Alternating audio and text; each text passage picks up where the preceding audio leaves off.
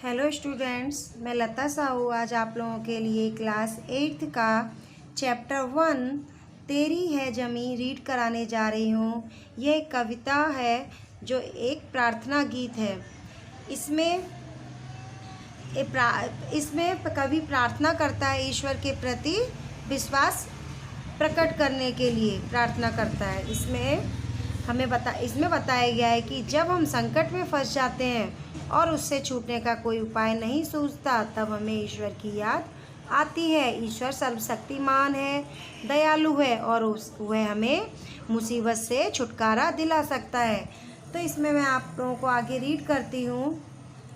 तेरी है ज़मीं तेरा आसमान, तू बड़ा मेहरबान तू बख्शिश कर।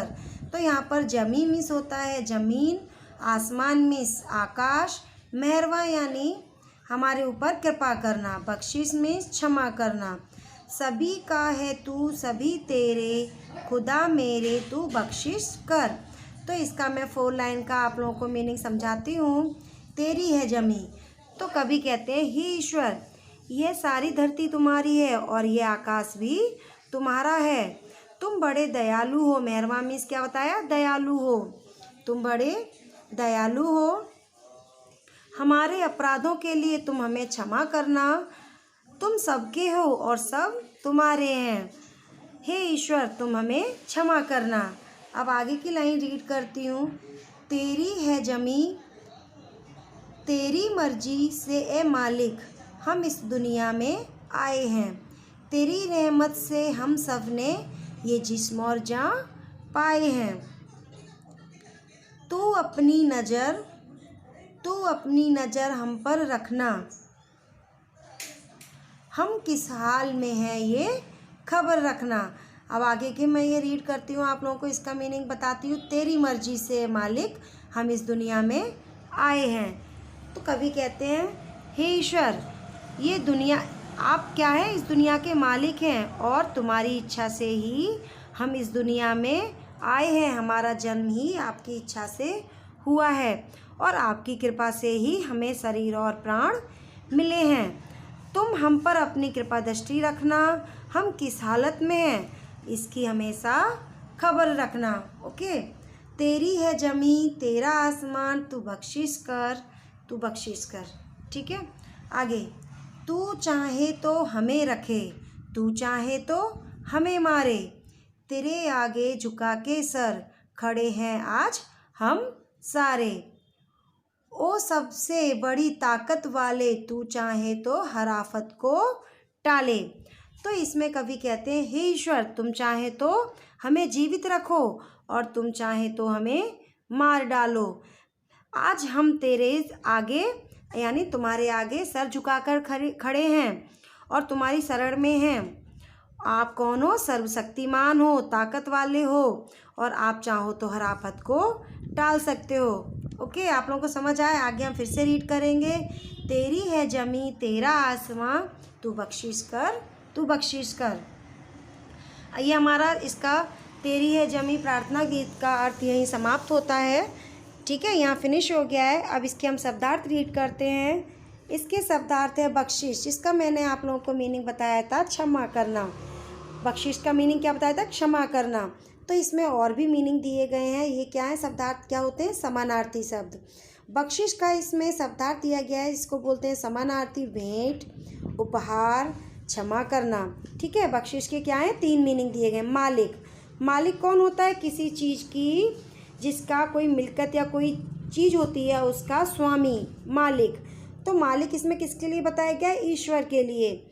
ठीक है। रहमत मीन्स होता है दया करना, कृपा करना, जिसमें इसका मीनिंग दिया गया है कृपा करना। ओके, अब आगे देखिए, इसमें दिया आफत तो आप लोगों को मालूम ही होगा। आफत में हम कोई मुश्किल में होते हैं, कोई संकट में होते हैं या फिर कोई मुसीबत में होते हैं। तो इसमें 3 समानार्थी दे दिए। आफत का दूसरा मीनिंग क्या होगा? मुश्किल और संकट। ओके, अब नेक्स्ट आया मेहरबान का मीनिंग क्या होगा? किसी पर कृपा करना।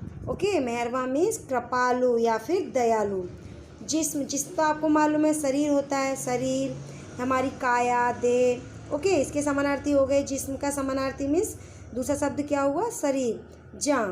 जहाँ होती है हमारी प्राण। ओके, तो आगे देखिए, आगे अभ्यास दिया गया है। अभ्यास में आप लोगों के प्रश्नों के उत्तर दिए गए हैं।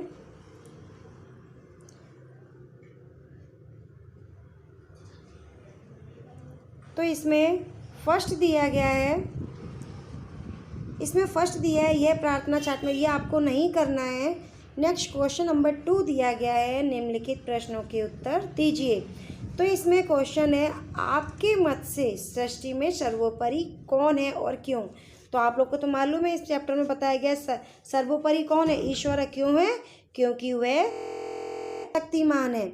इसमें क्वेश्चन 1 का आंसर हो गया। क्वेश्चन नंबर 2 में आप भगवान से क्या प्रार्थना करते हैं? तो हम भगवान से क्या प्रार्थना करते हैं कि हमें कोई भी दुख मुसीबत से हमारी रक्षा करना। एंड क्वेश्चन नंबर 3 में क्या दिया गया है, आप ईश्वर से प्रार्थना किस समय करते हैं और क्यों? तो आपका इसमें आंसर होगा, हम ईश्वर से प्रार्थना जब करते हैं जब हम मुसीबत में होते हैं। और क्यों? क्योंकि हमारा ईश्वर ही हमें हर मुसीबत से टाल सकता है। अब क्वेश्चन नंबर 4 लीजिए। क्वेश्चन नंबर 4 में दिया गया है, भिन्न भिन्न धर्म के लोग प्रार्थना करने के लिए कहाँ कहाँ जाते हैं? तो आप लोगों को मालूम होना चाहिए।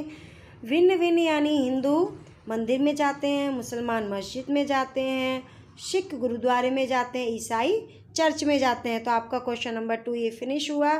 क्वेश्चन नंबर 3 में दिया गया, शब्दकोश को निम्नलिखित शब्दों को शब्दकोश क्रम के अनुसार लिखिए। ये आप लोगों को पहले ही बता दिया गया होगा कि इसमें आ ई या मात्राओं के क्रम से या शब्दों के अक्षर के क्रम से इनको अरेंज किया जाता है। ओके, एंड अब आया क्वेश्चन नंबर 4, इस चित्र की मदद से एक कविता की रचना कीजिए। तो हमें एक सन की एक कविता लिखनी है, तो जो आपको समझ आए उस तरह से आप लिख सकते हैं। ओके, एंड अब आया क्वेश्चन नंबर 5। तो क्वेश्चन नंबर 5 में दिया गया है, वचन बदलकर फिर से वाक्य लिखिए। वचन मीन्स क्या होता है? एक वचन मीन्स 1 पर्सन, एक व्यक्ति।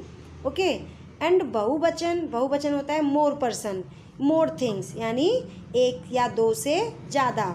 ओके, तो इसमें फर्स्ट दिया गया है, फर्स्ट है मैंने कविता लिखी। तो इसमें कविता कितनी है? 1 लिखी। तो हम क्या बोलेंगे इसका आंसर? मैंने कविताएं। तो हम क्या चेंज किसका करेंगे?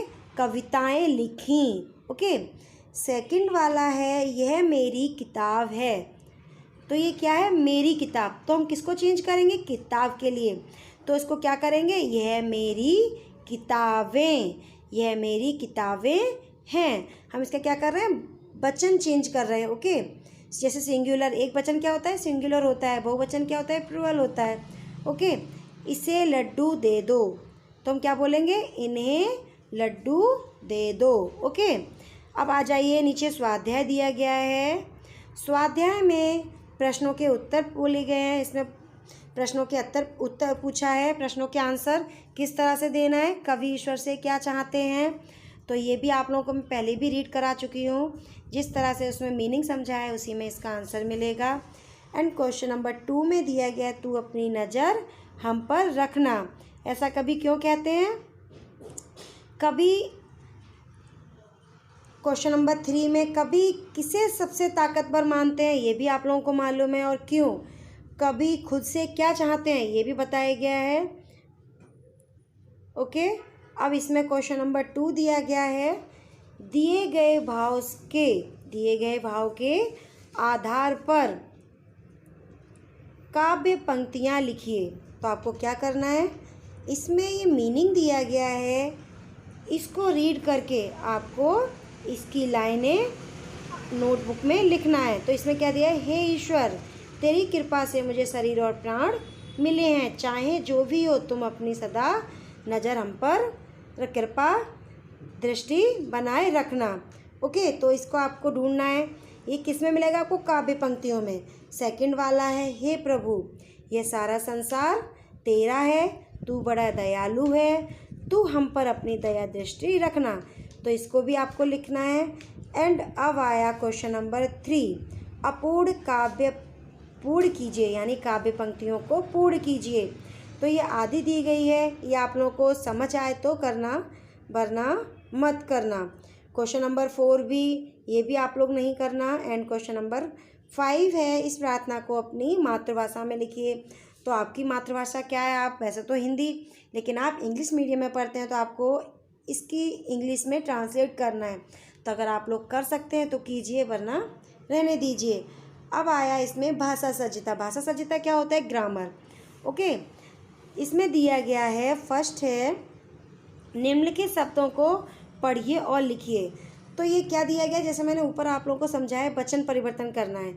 सिंगुलर को प्लूरल में चेंज करना है, प्लूरल को सिंगुलर में करना है, एक वचन को बहुवचन में, बहुवचन को एक वचन में। तो आप लोगों को क्या करना है? ये सब रीड करना है। ताला, ताला क्या है? एक वचन। और इसके ताले क्या हुए? बहुवचन।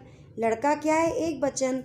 लड़के क्या हुए? बहुवचन। इसी प्रकार घोड़ा एक वचन, घोड़े बहुवचन। बेटा एक वचन, बेटे बहुवचन। कमरा कमरे, छाता छाते, तोता तोते। रुपया का क्या होगा?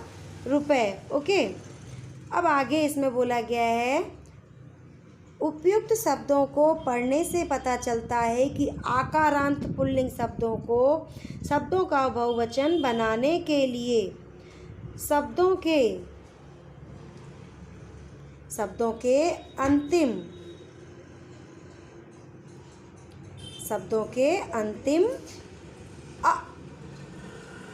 आ को ए कर दिया जाता है। तो जहाँ पर बड़ा आ होगा या फिर आ का डंडा लगा होगा अंत में, वहाँ पर क्या करेंगे हम बहुवचन बनाने के लिए? ए यूज़ करेंगे। जैसे इसमें दिया है रात, तो रातें। बहन है तो बहनें कर दिया। किताब है तो किताबें कर दिया। भैंस है तो भैंसें कर दिया। दीवार है तो क्या कर दिया? ए दीवारें कर दिया। आँख है तो आँखें कर दिया। सड़क है तो सड़कें कर दिया। और बात है तो क्या कर दिया? बातें कर दिया। इसी प्रकार आप जब इसको रीड करेंगे तब आप लोगों को इसका समझ आएगा कि हमें किस तरह से इसको चेंज करना है। आगे दिया गया है, इन शब्दों को पढ़ने से पता चलता है कि अकारांत स्त्रीलिंग, ऊपर क्या बताया गया था? पुल्लिंग बताया गया था। ओके, स्त्रीलिंग शब्दों को बहुवचन करने के लिए शब्दों में क्या करना होता है? शब्दों के अंत में हम क्या करेंगे? ए जोड़ दिया जाता है। जैसे लता, तो इसमें होगा लताएं। सेवा का क्या होगा? सेवाएं। ये सब क्या है? स्त्रीलिंग में आता है। कन्या होगी तो क्या बोलेंगे? कन्याएं। बाला होगी तो बालाएं, और बालिका होगी तो बालिकाएं। इसी प्रकार भाषा होगी तो क्या करेंगे? भाषाएं। महिला का क्या होगा? महिलाएं। और पाठशाला का क्या होगा? पाठशालाएं। अब आगे देखिए, आगे मैं रीड करती हूँ। आगे इसमें दिया गया है कि यहाँ हम देख सकते हैं कि आकारांत स्त्रीलिंग शब्दों का बहुवचन बनाने के लिए शब्दों के अंत में क्या जोड़ दिया जाता है? शब्दों के अंत में ए जोड़ दिया जाता है। अब आगे देखिए, इसमें दिया है तिथि है तो तिथियां कर दिया, जाति है तो जातियां कर दिया। इसी प्रकार आगे आप सब रीड करेंगे तो आप लोगों को पता चलेगा किस तरह से हमें सिंगुलर से प्लूरल में चेंज करना है। अब यहाँ पर देखिए क्या है, यहाँ हम देख सकते हैं कि इकारांत स्त्रीलिंग शब्दों के अंत में न्या जोड़कर बहुवचन बनाया जाता है। जैसे सखी होती है तो उसका क्या करेंगे हम? सखियाँ। चीटी होगी तो चीटियाँ। डाली होगी तो डालियाँ। खिड़की होगी तो खिड़कियाँ। और मछली का क्या होगा? मछलियाँ। कली का क्या होगा? कलियाँ। इसी प्रकार आगे आप रीड करते जाइए। इसमें ऐसे ही दिया गया है, इकारांत मीन्स स्त्रीलिंग शब्द का बहुवचन करने के लिए शब्द के अंत में ई को इक करके या जोड़ दिया जाता है। जैसे पूड़िया, पुड़िया को क्या करेंगे? पुड़ियाँ। चिड़िया चिड़ियाँ। इसी प्रकार आगे हम क्या करेंगे? रीड करते जाएंगे और इसे हम क्या करेंगे? इसको हम समझेंगे। अब इसमें आया ईया, जहाँ पर ईया अंत वाले स्त्रीलिंग शब्दों का बहुवचन करने के लिए शब्द के अंतिम या को या कर दिया जाता है। जैसे इसमें दिया गया है उकारांत, तो उकारांत में कैसे पता चलेगा? ऊ की मात्रा से। तो इसमें उकारांत में कैसे? वस्तु, तो तू पर जब ता पर छोटी ऊ की मात्रा है तो उसको क्या बोलते हैं हम? उकारांत। ओके, तो उसको कैसे चेंज करेंगे? वस्तुएं। धेनु धेनुएं, ऋतु ऋतुएं। ओके, तो इसमें हमने क्या ऐड किया है, ए। इसी प्रकार आएगा उकारांत। उकारांत में क्या होगा, बड़े ऊ की मात्रा, ऐसा बधू, तो धा पर क्या है, बड़े ऊ की मात्रा दी गई है, तो हम कैसे करेंगे उसको, बधुएं। जू, जा पर किसकी मात्रा है, बड़े ऊ की, तो इसको क्या बोलेंगे, उकारांत, तो इसको करेंगे जुएं। इसी प्रकार उकारांत दिया गया है, तो उकारांत में मैंने बता दिया, आप लोगों को समझा दिया। जैसे इसमें एक दिया गया गौ, तो गौ क्या है, ये ओ में आ जाता है, इसलिए गौवें, तो इसका बताया गया है औकारांत। औकारांत स्त्री शब्दों के अंत में ए लगाकर के बहुवचन बनाया जाता है, जैसे प्रजा प्रजा। ओके, समझ आए। अब आगे देखिए, इसमें दिए गए हैं, आगे मैं रीड करती हूँ। ए वर्ग दल या समूह का बोध कराने के लिए कुछ एक वचन शब्दों के अंत में गण, वर्ग, वृंद, जन जैसे शब्दों को जोड़ दिया जाता है। जैसे इसमें दिया गया है प्रजानन, तो इसमें प्रजा जन के लिए ऐड किया है। आगे देखिए, पाठक, तो पाठक गण ऐड किया है। गुरुजन, इसमें जन ऐड किया है। ओके, इसमें जन ऐड किया, एंड ये छात्र है तो छात्रगण। इसी प्रकार आप सारा रीड करेंगे तो आप लोगों को पता चलेगा किस प्रकार इसमें ऐड किया गया है। अब आगे देखिए, सारा ग्रामर दिया गया है, आप लोगों को ग्रामर ध्यान से रीड करना है, अपने नोटबुक में लिखना भी है। ओके, अब आगे देखिए, आगे क्या दिया, उपयुक्त नियमों के आधार पर निम्नलिखित शब्दों का वचन परिवर्तन कीजिए। जिस प्रकार आप लोगों ने ऊपर जो ग्रामर दिया गया था उसमें आप लोगों को समझाया गया था कि वचन परिवर्तन किस तरह से करना है, तो आप लोगों को इसमें इसी तरह से फिल करना है। तो नदी होगी तो ईकारांत है, तो इसमें क्या करेंगे, नदियाँ। कौवा होगा तो आ का ए बनेगा। धातुएं हैं तो धातु होगा। सड़कें हैं तो सड़क होगा। कुत्ता है तो क्या करेंगे, कुत्ते। कला है तो कलाएं। दरवाजे हैं तो क्या करेंगे, दरवाजा। किताब का हम क्या करेंगे, किताबें। इस प्रकार आगे देखिए, उपसर्ग। उपसर्ग में क्या होता है, उपसर्ग में आगे का अक्षर रीड किया था, इस वजह से दिया है निर्गुण, तो इसमें क्या होगा, निर। इसी तरह से आप लोगों को इसमें से ढूंढना है। ओके, तो इसमें नीचे दिया गया है, ऊपर सर्कल जो किए गए हैं इसमें शब्द लिखे गए हैं, उनको पढ़ना है और आपको समझना है। अब नीचे देखिए क्या दिया है, निर्देशित उदाहरणों में गुण, योग और देश शब्दों से पहले कुछ शब्दांश जोड़कर नए शब्द बनाए हैं। आइए देखिए कैसे बनाए हैं, आप लोग देख सकते हैं। इसमें जैसे काम में दिया गया है, शब्दांश है, शब्दांश का नया शब्द बनाया गया दुर, तो दुर एक शब्दांश है, तो इसमें क्या ऐड किया गया, गुण, तो कैसे बना, दुर्गुण। इसी प्रकार सा दिया गया है, सगुण। इसी प्रकार खामे भी दिया गया है। आप 1 बाय 1 रीड करते जाएंगे तो आप लोगों को इसके बारे में पता चलेगा किस तरह से इसके नए शब्द बनाए गए हैं। ओके, अब इसमें दिया गया है दुर, निर, स, अव, प्र, सम, वि, उप, स्व तथा अनु ऐसे शब्दांश हैं जिनका प्रयोग स्वतंत्र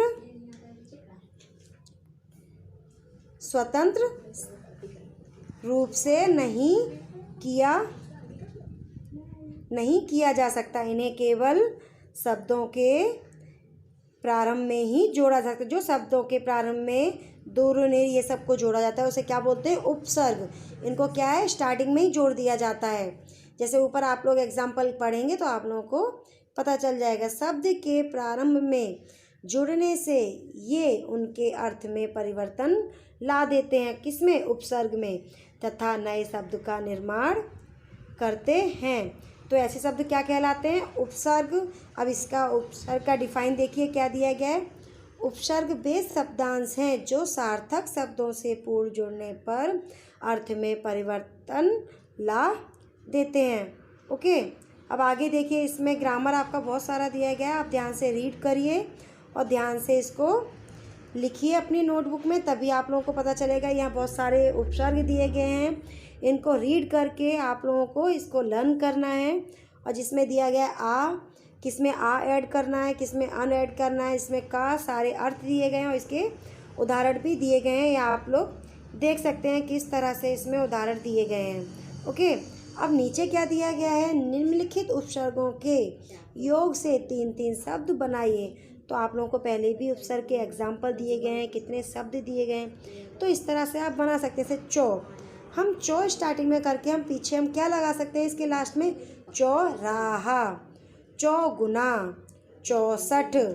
ठीक है, तो इस तरह से हम बना सकते हैं बिन, बिन बारिश, बिन, इसमें ऊपर दिया है बिन बात, बिन ब्याह, बिन मांगे, ऐसा सब ऊपर एग्जाम्पल में दिए गए। पर, परदेश। ओके, और क्या दिया गया है आगे देखो, इसमें दिए गए हैं, कहीं दिए गए हैं परदेश, परलोक, परदादा, परपोता, ये किसके दिए गए हैं, पर से। ओके, अब अन, अन का क्या दिया गया, अनपढ़, अनदेखा। ओके, अब देखिए आप लोगों को मैं ये भी दिखाती हूँ, अन का कहाँ दिया गया है, ये देखिए, अनपढ़, अनहोनी, अनजान, अनमोल, ये किसके दिए गए हैं, आ शब्द से। ओके, अन। अब देखिए अध, अध का क्या होगा, वो भी मैं आप लोगों को ये एग्जाम्पल में बताती हूँ। अध का होगा, देखिए अध का इसमें दिया गया है, ये रहा, अध का क्या है, अध पका, अध मरा, अध जला, अध खिला, ऐसे सब अध से दिए गए। ओके, तो सारे आप लोगों को इसी के अंदर मिल जाएंगे। अब आगे इसमें दिया गया है,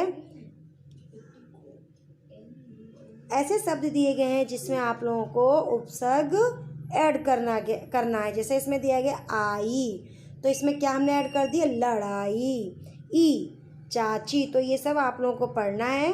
ओके, और इसको समझना है।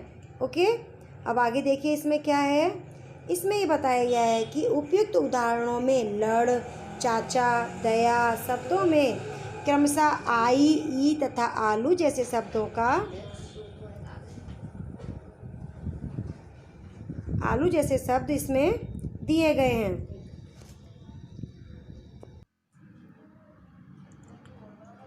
ओके, तो इसमें क्या दिया गया है, बहुत सारे शब्द दिए गए हैं। तो इसको आपको क्या करना है, आप लोगों को मैं समझाती हूँ। ये आगे जो हेडिंग दी गई है हमारी, एक ऐसे शब्दांश जो शब्दों के अंत में जुड़कर नए शब्दों का निर्माण करते हैं, तो वो क्या कहलाते हैं, वो प्रत्यय कहलाते हैं। ओके, तो इसमें कुछ शब्द दिए गए हैं। चल, तो प्रत्यय क्या होता है, मैंने उपसर्ग का आप लोगों को क्या बताया था, उपसर्ग मीन्स जो पहले का शब्द, सब पहले के शब्द होते हैं उसके अंत में जो ऐड किया जाता है। ओके, तो इस प्रकार प्रत्यय क्या होता है, प्रत्यय जो शब्द होता है उसके लास्ट में जो हम दूसरा ऐड करते हैं। उपसर्ग में आगे का शब्द होता है और प्रत्यय में पीछे हम ऐड करते हैं। तो इसमें चल दिया गया एक शब्द, तो प्रत्यय क्या होगा, हम चल के पीछे ऐड करेंगे। प्रत्यय से आप क्या याद रखोगे, पीछे का, और उपसर्ग के क्या याद रखोगे, आगे का, हमें आगे का ऐड करना है। ओके, तो इसमें चल का प्रत्यय है ता, प्रत्यय क्या है, ता, तो हमने शब्द के साथ में प्रत्यय लगा दिया, तो क्या बन गया, चलता। ओके, खा, तो खा हम शब्द है, इसमें हमने प्रत्यय लगा दिया या, खाया। इसी प्रकार आप सारे शब्द रीड करेंगे एंड प्रत्यय रीड करेंगे और देखेंगे प्रत्यय के योग से जो नया शब्द बना वो सब आप लोग क्या करेंगे, रीड करेंगे। और अभ्यास में देखिए क्या दिया गया है, अभ्यास में छोटा सा दिया गया है, निम्नलिखित शब्दों में प्रत्यय, प्रयुक्त प्रत्यय ढूंढिए। आप लोगों को क्या करना है, इसमें प्रत्यय ढूंढना है। प्रत्यय मैंने आप लोगों को बताया था, प्रत्यय क्या होता है, जो पीछे लगा होता है। तो इसमें मनुष्य है, तो मनुष्य के पीछे क्या लगा हुआ है, ता, क्या लगा हुआ है, ता, तो आप लोग को यही देखना है। ओके, तो आप लोगों को मैं इसमें प्रत्यय बताती हूँ कि प्रत्यय कहाँ कहाँ दिए गए हैं। ओके, तो प्रत्यय कहाँ कहाँ दिया गया है, आप लोग देखिए, इसमें ता ये दिया गया है, धनवान, तो इसमें वान ये क्या है, ये भी प्रत्यय दिया गया है। रसोई या, तो क्या है, या, तो ये क्या है, ये भी प्रत्यय दिया गया है।